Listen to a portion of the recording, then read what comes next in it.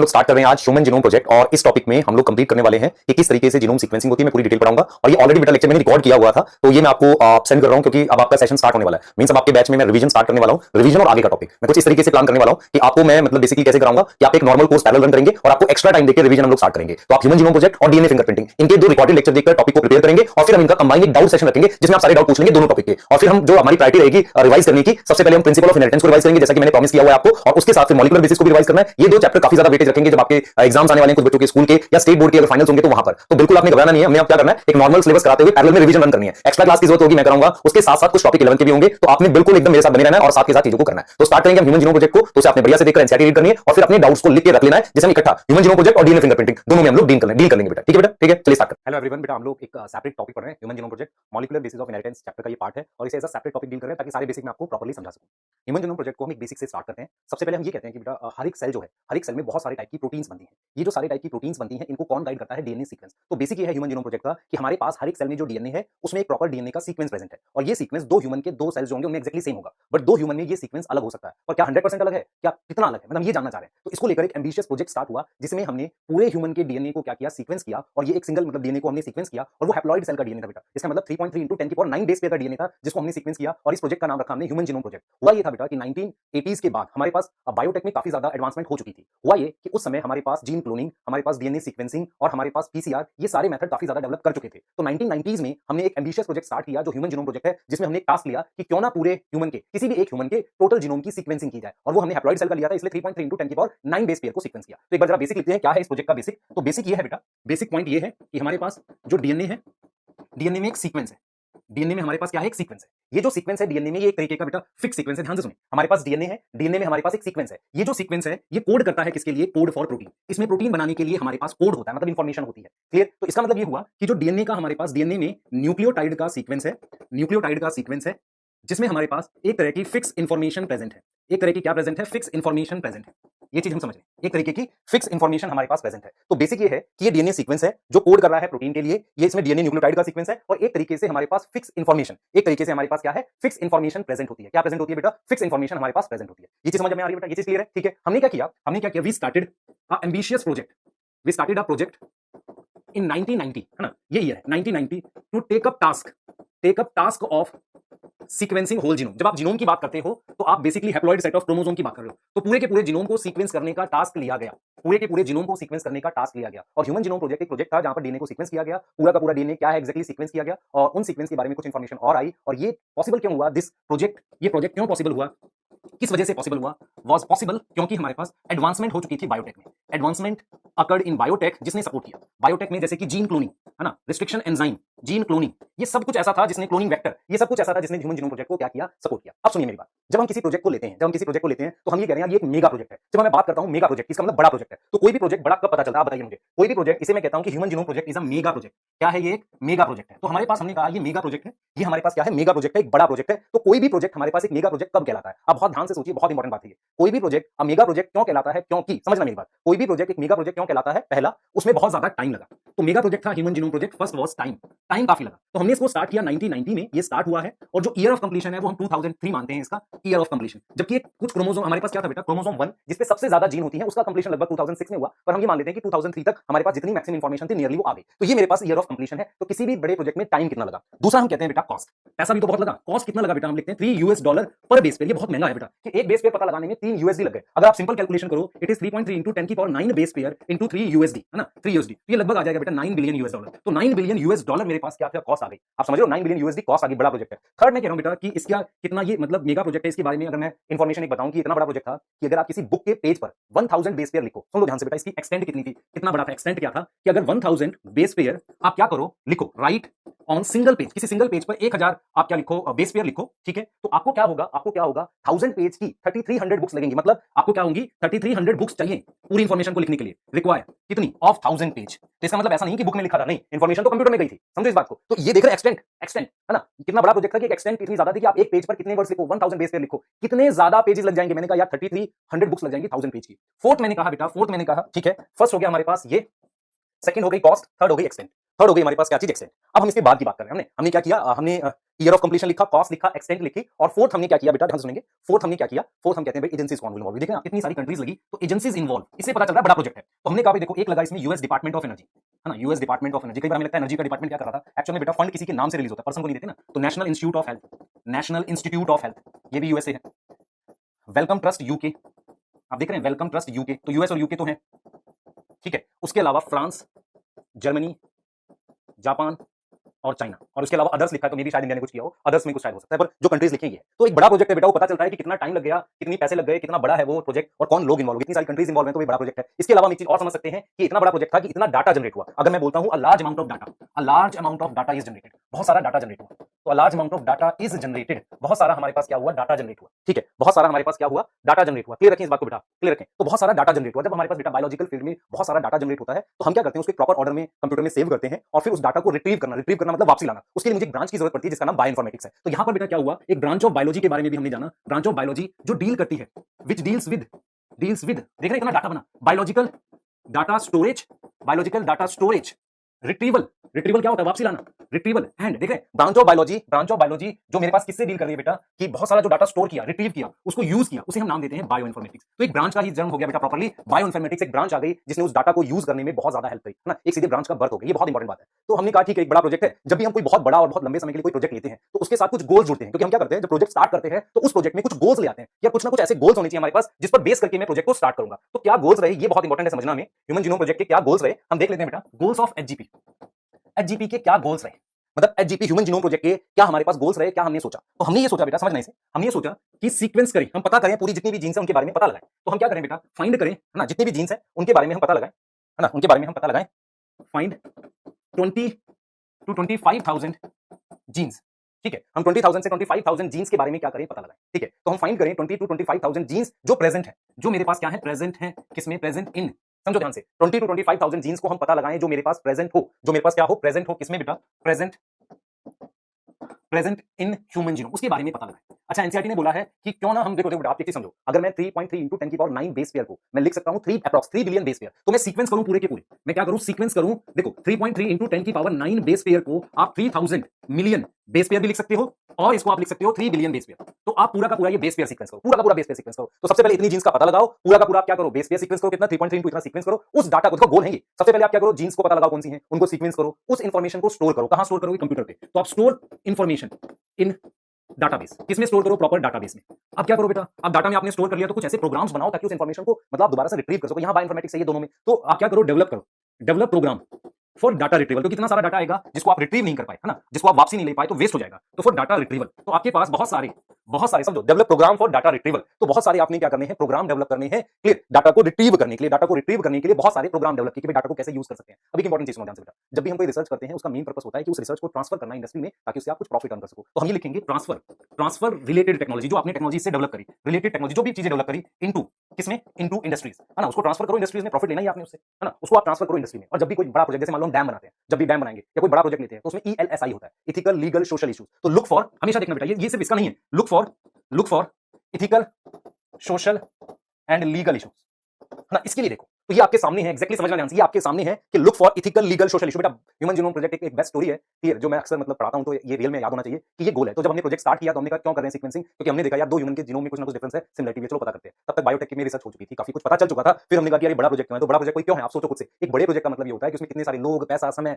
आप समझो, ये सब इन्वॉल्व हो। फिर हमने कहा कि यार ये जो ह्यूमन जीनोम प्रोजेक्ट है, जब स्टार्ट हुआ होगा, कुछ गोल असाइन हुए होंगे, वो गोल्स आपके सामने हैं, ये वो गोल्स। अच्छा, क्या हमने सिर्फ ह्यूमन का जीनोम सीक्वेंस किया, हमने कहा नहीं, हमने क्या किया बेटा, हमारा ये मतलब गोल था कि ह्यूमन के साथ साथ और भी जीनोम सीक्वेंस कर सको, ताकि एक बड़ी अप्रोच आपके दिमाग में आए कि यार हमें उन ऑर्गेनिजम्स के जीनोम को भी यूज करना है। अगर आपने कभी बायोडाइवर्सिटी पढ़ी हो, वहां एक वर्ड लिखा है बायोप्रोस्पेक्टिंग, सेकंड लास्ट या थर्ड पेज पे मिल जाएगा, जहां पर नैरो यूटिलिटेरियन बेनिफिट लिखे हैं, बायोप्रोस्पेक्टिंग। बायोप्रोस्पेक्टिंग का मतलब होता है कि अगर आप ध्यान से सोचो कि ये जो हम एक तरीके से जीनोम सीक्वेंस कर रहे हैं, हम ह्यूमन के जीनोम में जो स्टोर हजारों लाखों राज उनको खोल रहे हैं, ऐसे बहुत कुछ मेरे पास किसी और ऑर्गेनिज्म के जीनोम में भी कुछ इंफॉर्मेशन ऐसी है जो डिकोड करके शायद ह्यूमन के लिए और अच्छा कुछ हम कर सके। ऑल्दो नेगेटिव यूज ज्यादा हो जाता है चीजों का, पर ठीक है, स्टिल तो हम यहां पर बात कर रहे हैं कि अदर ऑर्गेनिज्म कौन से सीक्वेंस हुए। तो अदर ऑर्गेनिजम्स सोचो, other organism which also sequenced, और कौन से ऑर्गेनिजम्स थे जिनको सीक्वेंस किया गया, ऐसे और कौन से ऑर्गेनिजम्स थे जिन्हें प्रॉपर्ली सीक्वेंस किया गया, ये बहुत सोचने वाली बात है। तो जो अदर ऑर्गेनिज्म थे जिन्हें सीक्वेंस किया गया, उनमें कौन है, सोचते हैं बेटा इस बात को, उनमें कौन है हमारे पास जिनको भी सीक्वेंस किया गया। तो हमें ये पता चला वो अदर ऑर्गेनिज्म कौन से हैं। जैसे कि एक तो ईस्ट, बेटा देखो ईस्ट सबसे ज्यादा रिसर्च की गई है सैकेरोमाइसिस पे, इसमें बहुत रिसर्च की गई है। उसके अलावा बैक्टीरिया में ई कोलाई तो है ही, इसके जीनोम को सीक्वेंस किया गया होगा। एक सी एलिगेंस है, सी एलिगेंस क्या है? एक निमेटोड है, सेनोरेप्टाइटिस कहते हैं। सी एलिगेंस क्या है? एक निमेटोड है। अगर आप एनसीईआरटी पढ़ोगे तो एनसीईआरटी कहती है ये नॉन पैथोजेनिक है। निमेटोड तो है, नॉन पैथोजेनिक है, क्योंकि आपने एक निमेटोड पढ़ना है मेलोइडिगाइन इनकॉग्निशिया जो पैथोजेनिक है, तो ये एक नॉन पैथोजेनिक निमेटोड है ना। एक वर्म है, उसको किया गया। फिर राइस को किया गया बेटा। राइस के अलावा ड्रोसोफिला, इनके जीनोम को भी सीक्वेंस किया गया। ठीक है, राइस के अलावा और एक प्लांट होता है अरेबिडोप्सिस, है ना। आपको फैमिली नहीं बताऊंगा मैं, याद कर लोगे नहीं तो। अरेबिडोप्सिस, ऑल्दो ये ब्रासिकेसी में है शायद। अरेबिडोप्सिस एक प्लांट था, डाइकॉट था, और राइस मोनोकोट, उसको सीक्वेंस किया गया। ड्रोसोफिला, उसके अलावा हमने ह्यूमन तो किया ही है। तो जो हमने ह्यूमन इलेक्ट्रिक लिख लिया हमने, तो ये कुछ और ऑर्गेनिजम्स हैं और अभी और भी हो गए होंगे। तो हम बेटा हम चाह रहे हैं ना बायो प्रोस्पेक्टिंग। बायो प्रोस्पेक्टिंग मतलब उससे कहीं ना कहीं फ्यूचर में हम मॉलिक्यूलर लेवल पे बेनिफिट ले लेंगे। अब देखो सबसे इंपॉर्टेंट इसमें इसके बाद है कि ये सीक्वेंसिंग करी कैसे, ये मेथड क्या अपनाया हमने, जिसे हम कहते हैं मेथडोलॉजी, है ना। ह्यूमन जीनोम प्रोजेक्ट की सीक्वेंसिंग की क्या मेथडोलॉजी रही, उस पर बात करेंगे। पर सबसे पहले जरा ये देखो एनसीईआरटी क्या कहती है। एनसीईआरटी कहती है कि भाई आप देखो जरा, आपने क्या पढ़ा था कि previous sequence of basis in DNA that determine the genetic information, वो ऑर्गेनिज्म है। ठीक है, clear. Genetic makeup of organism individual lies in DNA, सब कुछ उसके डीएनए में है। तो हमने ये देखा बेटा, हमने ये देखा कि दीस असम्पशन लेड टू, हमने माना कि यार कुछ ना कुछ सिमिलरिटी और डिफरेंस है, उसकी वजह से हमने कहा चलो पूरा जीनोम क्वेस्ट है ना, ये क्वेस्ट हमने वहां भी पढ़ा था 1926 में, quest to determine the genetic material start हुआ था। ठीक है, फिर हमने कहा एस्टैब्लिशमेंट ऑफ जेनेटिक एनर्जी, देख रही है, with the establishment of genetic engineering आ गई, टेक्निक ये सब आ गई, डीएनए को हम आइसोलेट कर पाए, तो ह्यूमन जीनोम प्रोजेक्ट फिर लॉन्च हो पाया। तो human genome project was called mega project. Why it is called mega project? क्योंकि इसमें आप देखो सबसे पहले ये कॉस्ट है। ठीक है, इतना हमने देखा कितना 3 into 10 की 9 हैप्लॉइड का है बेटा ये ना। ठीक है, क्लियर। और 9 बिलियन यूएसडी कॉस्ट आ गई इसकी। ठीक है, बुक्स की बात कर रहा है ना, इसमें लिखें तो ये चीज होगी। दूसरा आप देखो टाइम कितना लगा, और उसके बाद देखो बायोइन्फॉर्मेटिक्स, बहुत डाटा आपके पास बना, है ना, बहुत सारा डाटा बना जिसको हमें स्टोर करना था, तो बायोइन्फॉर्मेटिक्स ब्रांच की भी बात हो रही है। ठीक है, उसके बाद हम ये कह रहे हैं कौन कौन लोग इन्वॉल्व हुए, तो मेरे पास कहा गया ये 13 ईयर लंबा प्रोजेक्ट था, बहुत लिखना 13 ईयर 1990 पे स्टार्ट कर रहे हैं, है ना। और इसमें कौन कौन है? US department of energy, national institute of health, ठीक है, क्लियर, और वेलकम ट्रस्ट यूके। ठीक है, क्लियर। एडिशनल कंट्रीब्यूशन देख रहे हैं, जापान, जर्मनी, फ्रांस, चाइना, ये लोग हैं। और ये कंप्लीट हुआ 2003 में, 1990 में स्टार्ट करें, इसलिए 13 ईयर लिख रहे हैं। ठीक है, और इसमें मेरे पास देखो डिजीज वगैरह को हम ये समझते हैं कि इतनी इन्फॉर्मेशन आई है, अभी भी हम उस इन्फॉर्मेशन को यूज कर रहे हैं ताकि हम बहुत सारा कुछ कर सके। और ये कहां यूज हो रही है बेटा, आप देखो ये डिजीज वगैरह क्योर करने में, देख रहे हैं, उन डिजीज के बारे में पता कर सकते हैं जो ह्यूमन को कॉज करती है। उसके अलावा नॉन ह्यूमंस में कौन कौन है मेरे पास, आप देखें बैक्टीरिया, ईस्ट, ये सारा। ठीक है, जैसे इसमें बात कर रहा है एनवायरमेंटल रेमेडिएशन, आपको एक वर्ड पढ़ना है बायो रेमेडिएशन, वो आप पढ़ोगे बायोसेट टेक सेकंड चैप्टर में। उसका मतलब होता है, मैं बताऊंगा आपको कि बायोलॉजिकली चीजों को ठीक करना, agriculture, health care, energy production, मतलब कहीं ना कहीं हम इसको अपने लिए यूज करेंगे जो ह्यूमन जीनोम प्रोजेक्ट से डाटा आया है। फिर हमने कहा कि ठीक है, इसका कुछ ना कुछ गोल्स भी तो है, हमारे पास इतने बड़े प्रोजेक्ट के कुछ गोल्स हैं। तो सबसे पहला गोल है कि चलो पता लगाओ कितनी 20 to 25,000 जीन्स कहां है। 3 बिलियन, देख रहे हैं 3 बिलियन लिखा हुआ है, इट इज 3000 मिलियन, और 3 into 10 की पावर 9 बेस पे। स्टोर दिस इंफॉर्मेशन डाटाबेस में, टूल निकालो उस डाटा को एनालाइज करने के लिए, डाटा रिट्रीवल के लिए, फिर टेक्नोलॉजी को ट्रांसफर कर दो अदर फैक्टर्स में, लीगल एथिकल इश्यूज के लिए। देखें अब हम क्या पढ़ेंगे बेटा, मेथड, कि किस तरीके से ये पूरा प्रोसेस किया गया, जिसे आप कहते हो मेथडोलॉजी। मेथडोलॉजी का मतलब होता है जो स्टेप्स, मतलब जो ह्यूमन जीनोम सीक्वेंसिंग में स्टेप्स किया गया, which type of steps involve, है ना, which type of steps involve in human genome project, किस तरह के स्टेप्स थे जो एचजीपी में इन्वॉल्व हुए, है ना, उसकी हम बात करते हैं। Which type of steps involve in human genome project, clear. Human genome project में किस तरह के हमारे पास स्टेप्स इन्वॉल्व हुए, क्लियर है, यहां तक समझ आ रही है, किस तरह के स्टेप्स इन्वॉल्व हुए, ये चीज समझ आ रही है। पहला स्टेप बेटा, फर्स्ट स्टेप जो था, ध्यान से सुनिए, फर्स्ट स्टेप जो था आपके पास वो क्या रहा है, ध्यान से देखना इस बात को। पहला स्टेप क्या रहा, देखो हमने 2 अप्रोच फॉलो करी है, मतलब जब आपने कहा कि ह्यूमन जीनोम को सीक्वेंस करना है तो हमने 2 अप्रोच फॉलो करी है। वी फॉलो 2 अप्रोच, है ना, वी फॉलो 2 अप्रोच, 2 तरह की अप्रोच रही। पहली अप्रोच ये रही कि पूरे जीनोम को सीक्वेंस ना करके ओनली किसको सीक्वेंस करें हम लोग, उन रीजन्स को जो एक्सप्रेस है, उन्हें हम कहते हैं sequencing of only express region. ये कैसे कर सकते हो, सोचो जरा, एक्सप्रेस रीजन को कैसे सीक्वेंस कर सकते हो, है ना, कैसे सीक्वेंस कर सकते हो, ये मैं बताना चाह रहा हूं आपको। देखो कैसे, मान लो आपके पास कोई सेल है, उस सेल में ये डीएनए है, तो डीएनए से मेरे पास क्या बनता है, आरएनए बनते हैं। तो आप क्या करो, अलग अलग बॉडी के अलग अलग सेल्स में से अलग अलग टाइप के जितने भी आरएनए आप निकाल सकते हो निकाल लो। तो आप क्या करो, सबसे पहले आरएनए आप क्या करो, large number of different type of RNA isolate कर लो, अलग अलग टाइप के आरएनए आइसोलेट कर लो। अब उस आरएनए को आप क्या करो, उससे क्या करो, कॉम्प्लीमेंट्री डीएनए बनाओ, आप उसकी क्या करो, रिवर्स ट्रांसक्रिप्शन करो। तो जब आप रिवर्स ट्रांसक्रिप्शन करोगे, तो सी डीएनए फॉर्म होगा। आप समझो, ध्यान से समझो। तो हमने क्या किया है, सीक्वेंसिंग करी है ओनली एक्सप्रेस रीजन की, समझना इस चीज को, सीक्वेंसिंग करी है ओनली एक्सप्रेस रीजन की हमने सीक्वेंसिंग करी है, जिसमें हमने डीएनए से आरएनए बनाया और large number of different type of RNA को आइसोलेट किया। उसके बाद रिवर्स ट्रांसक्रिप्शन करी और कॉम्प्लीमेंट्री डीएनए बनाया। कॉम्प्लीमेंट्री क्या बनाया, डीएनए बनाया। ये मेरे पास कॉम्प्लीमेंट्री मैंने क्या बनाया बेटा, डीएनए बना दिया। अब मैं उस डीएनए को सीक्वेंस करूंगा जो आरएनए से बना है। अब आप खुद से सोचो, अगर मैं आरएनए से बने हुए डीएनए को सीक्वेंस कर रहा हूं तो मैं सिर्फ उस रीजन का सीक्वेंस पता लगा रहा हूं जो एक्सप्रेस हुआ था आरएनए की फॉर्म में। तो मैंने क्या किया बेटा, नाउ इट इज सीक्वेंस। इसको सीक्वेंस करने के लिए एक मेथड आगे बताएंगे, नाउ इट इज सीक्वेंस। इस टेक्निक के लिए हम वर्ड यूज करते हैं EST, express sequence tag. Express sequence tag का मतलब होता है आप सिर्फ कौन से रीजन सीक्वेंस कर रहे हैं जो हमारे पास एक्सप्रेस होते हैं। मतलब मैंने कहा कि भाई देखो, वी फॉलो 2 अप्रोच। पहली अप्रोच कह रही है कि आप सिर्फ वो डीएनए सीक्वेंस करो जिसका आरएनए बनता है। इसका मतलब you are sequencing only coding region, non coding region की सीक्वेंसिंग आप नहीं कर रहे हो। ये बात क्लियर हो गई पहली मेथड में। दूसरा मेथड जो कि एक कंप्लीट मेथड है, जिसे हम कहते हैं whole genome sequencing. Whole genome का मतलब है कि आप इसमें कोडिंग और नॉन कोडिंग रीजन दोनों सीक्वेंस करोगे। तो आप क्या कर रहे हो, both coding and non coding region, coding और नॉन कोडिंग रीजन दोनों को सीक्वेंस कर रहे हो। कोडिंग और non coding region both is sequenced, दोनों को आप क्या कर रहे हो, सीक्वेंस्ड कर रहे हो। कोडिंग और नॉन कोडिंग रीजन दोनों को आप सीक्वेंस कर रहे हो। इसे हम कह रहे हैं whole genome sequencing. Whole genome sequencing का मतलब हुआ आप कोडिंग और नॉन कोडिंग रीजन दोनों को आप क्या कर रहे हो, सीक्वेंस कर रहे हो। समझो इस बात को। तो इसे हमने नाम दिया होल जीनोम सीक्वेंसिंग। क्लियर हो गई, ठीक है। कोडिंग और नॉन कोडिंग दोनों को आप सीक्वेंस कर रहे हो, बिल्कुल दिमाग में बैठा लिया बात, ठीक है। कोडिंग नॉन कोडिंग दोनों को हम सीक्वेंस कर रहे हैं, ठीक होगी बात। अब देखो ये करते कैसे हैं। सबसे पहले आपके पास मान लो कोई सेल है, तो आपने वो सारे मेथड यूज करो, चलो देखते हैं प्रॉपर्ली। सारे मेथड यूज करते हैं कि सेल है आपके पास, कैसे कैसे आप मूव करोगे। तो आपके पास एक सेल है, ठीक है, क्लियर। हाँ, तो आपने क्या किया, डीएनए आइसोलेट किया। एक मेथड देखो, आपने सेल में से क्या कर लिया बेटा, डीएनए आइसोलेट कर लिया। सबसे पहले आपने डीएनए आइसोलेट कर लिया, मतलब एक तरीके से जीनोम आइसोलेट कर लिया। अब क्या करोगे, आगे देखो, अब करो डीएनए आइसोलेट करने के बाद आइसोलेटेड डीएनए में आप क्या करेंगे, सबसे पहले आपके पास सेल है, आपने सेल में से डीएनए आइसोलेट कर लिया, ठीक है, डीएनए क्या कर लिया, आइसोलेट कर लिया। और from isolated DNA, from isolated DNA, ठीक है, ध्यान से देखेंगे, ऑन आइसोलेटेड डीएनए,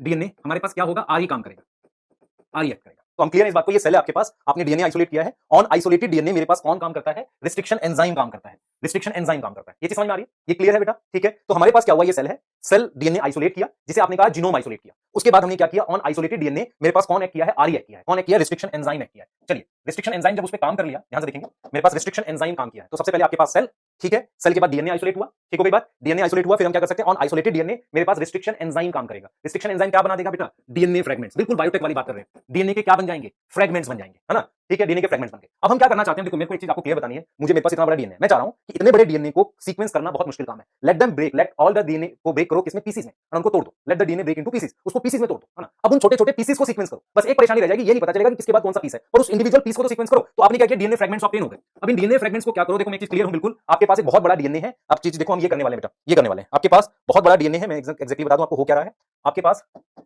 ये बहुत बड़ा डीएनए आइसोलेट हुआ है, ये इस तरीके से बहुत बड़ा डीएनए आइसोलेट हुआ। आप इतने बड़े डीएनए को रिस्ट्रिक्शन एंजाइम से, क्योंकि पैलिंड्रोम है ना, पैलिंड्रोम से आप उसको अलग अलग सेगमेंट्स में काट देंगे, अलग अलग सेगमेंट्स में काट देंगे। मतलब मैं ये कहना चाह रहा हूं कि उसको अलग अलग साइज के फ्रेगमेंट्स में काट देंगे, ऐसे अलग अलग साइज के फ्रेगमेंट्स में काटेंगे, इंडिविजुअल फ्रेगमेंट्स की सीक्वेंसिंग करेंगे। मतलब जैसे आप क्या करोगे, आप क्या करने वाले हो, इंडिविजुअल फ्रेगमेंट्स की आप सीक्वेंसिंग करोगे। तो पहले आपने उसको कट कर दिया, आप क्या करोगे, आप इंडिविजुअल फ्रेगमेंट्स की सीक्वेंसिंग करोगे।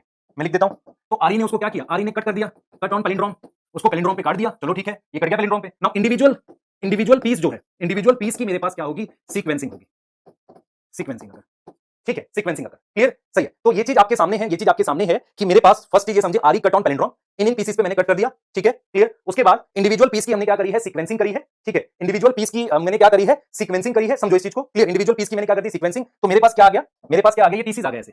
अब आपने क्या कर दी, इनकी सीक्वेंसिंग कर दी ऐसे। अब देखो, मान लो ये ATGGCT है, TACCGC, AATTGGC, ऐसे सीक्वेंस कर पता लगाया आपने। और उससे पहले क्या करो, मेरी बात समझो ध्यान से, अगर गलती से कोई पीस खो गया, फिर क्या करोगे, पूरा सीक्वेंस खराब हो जाएगा। क्यों ना इनकी कॉपीज बना ले। तो यहां मुझे क्या करना पड़ेगा, हमें क्या करना पड़ेगा बेटा, इंडिविजुअल पीस की सीक्वेंसिंग होती है, पहले आप क्या करो, जीन क्लोनिंग करो, आप क्या करो, डीएनए की क्लोनिंग करो। तो आप क्या कर रहे हो, बेसिकली आप क्लोनिंग कर रहे हो, तो क्लोनिंग करो। तो मैं ये चीज क्लोनिंग करो, आप इसकी किसकी, क्लोनिंग ऑफ डीएनए फ्रेगमेंट्स। तो डीएनए फ्रेगमेंट्स की कॉपी बनाओ, अब जाकर आप क्या कर सकते हो, उसकी सीक्वेंसिंग कर सकते हो। तो यहां क्लियर है वो आप कि बहुत बड़े डीएनए की सीक्वेंसिंग पॉसिबल नहीं है, उसको छोटे छोटे फ्रेगमेंट्स में काटो, हर एक फ्रेगमेंट की अलग सीक्वेंसिंग करो। पर ड्यूरिंग सीक्वेंसिंग अगर कोई फ्रेगमेंट खो गया तो पूरा प्रोसेस बेकार हो गया। आप क्या करो, हर एक फ्रेगमेंट की कुछ कॉपीज बना लो, जिसे हम जीन क्लोनिंग कहते हैं। वो क्लोनिंग करने के लिए मैं यही लिखा हूं यहां पर, डीएनए फ्रेगमेंट ऑब्टेन हो गए। अब क्या करना है आपने बेटा, जीन क्लोनिंग करनी है। अब आपने क्या करना है, जीन क्लोनिंग, मतलब जीन क्लोनिंग ना लिख के मैं लिख रहा हूं, डीएनए की कॉपी बनाओ।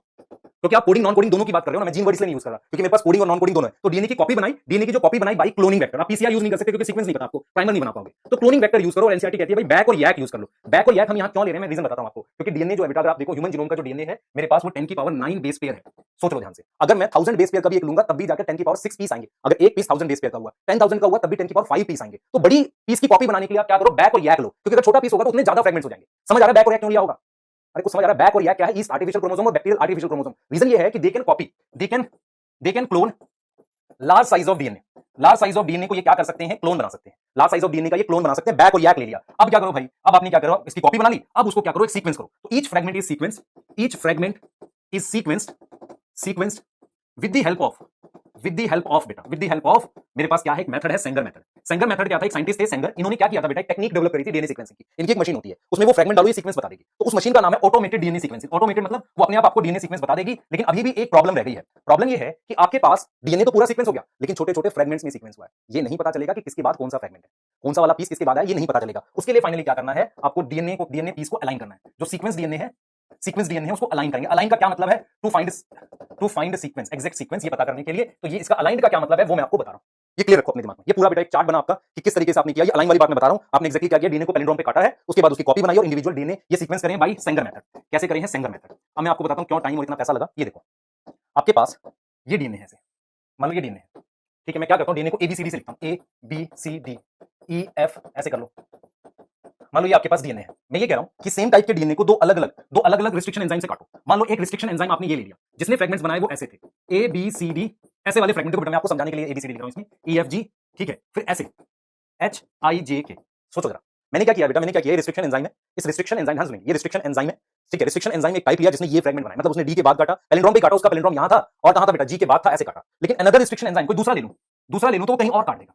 अनदर रिस्ट्रिक्शन एंजाइम लूं, वो कहीं और काटेगा। Give different fragment, give different fragments, वो अलग फ्रेगमेंट्स देगा बेटा, वो क्या देगा, अलग फ्रेगमेंट्स देगा। समझो इस बात को। तो जब मैं अलग काटूंगा उसको, डिफरेंट से काटूंगा तो अलग फ्रेगमेंट्स देगा। वो अलग फ्रेगमेंट्स का मतलब ये हुआ, वो ये वाले फ्रेगमेंट बना दे आपके लिए, मान लो वो सी के बाद काट दे, फिर मेरे पास एफ के बाद काट दे, फिर जी एच आई के बाद काट दे, ठीक है, और जे के को अलग फ्रेगमेंट बना दे। अब मेरे को एक चीज सोचो जरा, जब मैं इस रिस्ट्रिक्शन एंजाइम से काटा तो ये फ्रेगमेंट्स आए, दूसरे से काट रहा हूं तो ये आ रहे हैं, पर मुझे एक चीज बताओ जरा, इस वाले फ्रेगमेंट से को देखकर मैं ये बता सकता हूं कि इसके बाद ये वाला फ्रेगमेंट आएगा। इसे ही कह रहे हैं कि हमने क्या किया है, फ्रेगमेंट्स को अलाइन किया कंप्यूटर बेस्ड प्रोग्राम में। बहुत टाइम लगा होगा बेटा। आप समझो कि डीएनए को पहले एक तरह के रिस्ट्रिक्शन एंजाइम से काट के सीक्वेंस किया, फिर उसका डाटा स्टोर कर दिया, मतलब 10 की पावर 5 डीएनए के पीस है, उनका डाटा स्टोर किया, फिर दूसरे से काट के फिर डाटा स्टोर किया, फिर उनको कई से काटा, दो से नहीं और ज्यादा से काटा, फिर उनको अलाइन किया। अलाइन मतलब किसके बाद कौन सा आएगा। नाउ फिर both type of fragments are aligned, type of fragments are aligned, ये एनसीईआरटी में लिखा है। Are aligned to find sequence, sequence पता करने के लिए उन्हें क्या किया गया है, अलाइन किया गया। ये आपके सामने है, क्लियर, ये आपके सामने है कि सीक्वेंस पता करने के लिए उन्हें क्या किया गया है, अलाइन किया गया है, ठीक है, अलाइन। ये आपके सामने एग्जैक्ट चीज आपको बता दी बेटा। अब जो आएगा ये हमने मेथोडोलॉजी पढ़ी है, आपके सामने है। हम दो तरह के सीक्वेंस यूज कर रहे हैं, एक हम यूज कर रहे हैं एक्सप्रेस सीक्वेंस है, ओनली एक्सप्रेस रीजन, दूसरा कह रहा है ब्लाइंड अप्रोच है, ठीक है, जिसमें हम टोटल, है ना, देखो इसमें एक चीज समझो ध्यान से, जब मैं होल जीनोम सीक्वेंसिंग करूंगा, पूरा जीनोम सीक्वेंस कर लूं जिसमें कोडिंग नॉन कोडिंग, और फिर मैं ये पता लगाऊं कोडिंग कहां पर है, मतलब हर एक सेगमेंट को क्या फंक्शन है, उसको हम कहते हैं सीक्वेंस एनोटेशन, मतलब डिफरेंट रीजन को उनके फंक्शन असाइन करना। इस पार्ट को हम क्या बोलते हैं, सीक्वेंस एनोटेशन कहते हैं। इस पार्ट को हम क्या बोलते हैं, सीक्वेंस एनोटेशन। तो ये आपके सामने है, ये पूरा बेटा मेथड आप प्रॉपर्ली पढ़ोगे एनसीईआरटी, आपको एक चीज समझ में आएगी कि डीएनए बहुत बड़ा पॉलीमर है, पूरे को हम एक साथ सीक्वेंस नहीं कर सकते, तो उसे हमने छोटे छोटे पीस में काटा, फिर मैंने क्या किया, बैक और याक में कॉपी बनाई। सेंगर ने एक मेथड डेवलप किया था, लिखा है सेंगर डेवलपर मेथड, जिसे हम कहते हैं ऑटोमेटेड डीएनए सीक्वेंसिंग। तो ये सारी चीजें प्रॉपर्ली एनसीईआरटी में है, ठीक है। उन्होंने अमीनो एसिड सीक्वेंसिंग का भी मेथड डिस्कवर किया था। These sequence were then arranged based on overlapping, देख लो उनको किसके बाद कौन आएगा, ओवरलैप करके अलाइन किया, ठीक है। उससे मुझे अलाइनमेंट की वजह से मुझे पूरा सीक्वेंस पता चल गया। तो हमने क्या किया बेटा, यहाँ पर हमने क्या लिखा, देखो हमने लिखा है कि मई 2006 में हमने क्रोमोसोम 1 को सीक्वेंस किया, कंप्लीट किया। लेकिन वैसे पूरा जो प्रोजेक्ट था वो हम लिख रहे हैं 2003 में कंप्लीट हो गया था। तो थोड़ा बहुत जो सीक्वेंसिंग बची थी वो किसकी बची थी, क्रोमोसोम 1 की, जो सबसे बड़ा क्रोमोसोम होता है, ठीक है। तो ह्यूमन में मेरे पास डेफिनेटली मेल का लिया था इन्होंने, जीनोम भी, क्योंकि इन्होंने एक्स और वाई को सीक्वेंस किया है। उसके अलावा 22 क्रोमोसोम और थे, क्योंकि हैप्लॉइड सेट ऑफ क्रोमोसोम लिए होंगे तो टोटल 24 क्रोमोसोम को सीक्वेंस किया गया। ये समझो आप।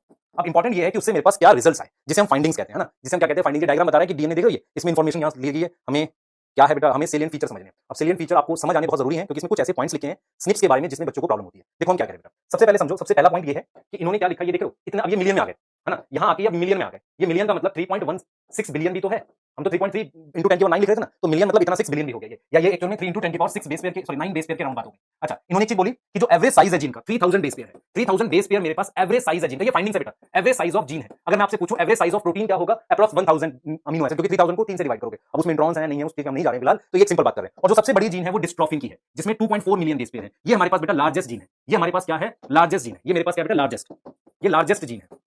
अगर मैं आपसे पूछूं स्मॉलेस्ट कौन सी होती है, स्मॉलेस्ट आप याद करना, इसमें नहीं लिखा टीडीएफ, टेस्टिस डिटरमाइनिंग फैक्टर, जो वाई क्रोमोसोम पे होती है, वो जीन सबसे छोटी जीन होती है। क्लियर। नेक्स्ट देखो बेटा, अब कह रहे हैं टोटल कितनी जीन आ गई मेरे पास, 30,000 आ गई। हमने सोचा था कितनी आएंगी, 80,000 से 1 लाख आएंगी, बट इट इज अराउंड 30,000। दूसरा, मैक्सिमम लोगों में जीन्स कॉमन है, देखो लिख रहा है 99.9% डीएनए एक्जेक्टली सेम है, सिर्फ 0.1 का डिफरेंस होता है जो दो ह्यूमन को आपस में अलग कर देता है। ये चीज देख रहे हैं, और हमें 50% जीन का फंक्शन नहीं पता। तो देखो डाटा क्या आ रहा है, डाटा कह रहा है कि भाई देखो जीन आ रही है कितनी, लगभग हमारे पास जीन जो आ रही है वो लगभग 30,000 आ रही है, 30,000 जीन आ रही है। उनमें एवरेज जीन का साइज 3000 बेस पेयर है, ठीक है। आप देख भी सकते हो 30,000 into 3000 करोगे तो कुछ 9 के आसपास आ रहा है ना, कुछ मतलब वो जो डाटा आएगा आपका। दूसरा, हमारे पास बहुत सारा नॉन कोडिंग रीजन भी है, सिर्फ जीन ही नॉन कोडिंग भी है, 99.9% सीक्वेंस सेम है। हमें 50% जीन का तो फंक्शन ही नहीं पता, ठीक है। और हमारे पास सिर्फ 2% जीनोम जो है प्रोटीन के लिए कोड कर रहा है। देखो चीज समझो, यहाँ पे प्रोटीन अलग चीज है, मतलब आरएनए बन रहा होगा ना, तो हमें 50% जीन जो काम कर रही है पर उनका काम नहीं पता, है ना। और हमें ये पता है कि सिर्फ 2% जीनोम जो है वो प्रोटीन के लिए कोड कर रहा है। अब देखो मेरे पास क्या है, एक बहुत इंपॉर्टेंट चीज बोली है, मान लो आपके पास ये डीएनए है, मैं एक सीक्वेंस लिख रहा हूं एटीजीसी, सॉरी एएटीटी, टीजी लिख देते हैं, चलो ऐसे एक और सीक्वेंस लिख दिया मैंने एएटीजी। जो ये बार बार लिख रहा हूं इसे कह रहे हैं रिपीट।